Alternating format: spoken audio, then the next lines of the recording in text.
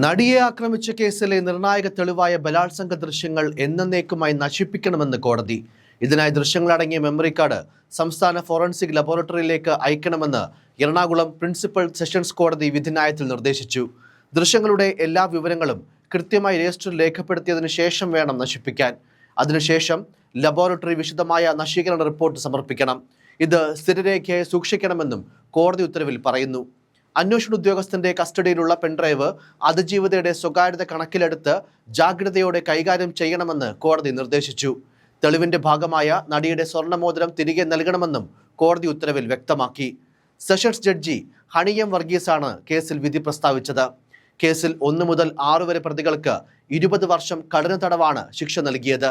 പരമാവധി ശിക്ഷ വേണമെന്ന് പ്രോസിക്യൂഷൻ ആവശ്യപ്പെട്ടെങ്കിലും പ്രതികളുടെ പ്രായവും മറ്റു ഘടകങ്ങളും പരിഗണിച്ച് കുറഞ്ഞ ശിക്ഷയാണ് കോടതി വിധിച്ചത്. കേസിൽ വിധി വരുന്നത് സംഭവം നടന്ന് 8 വർഷത്തിനു ശേഷമാണ്.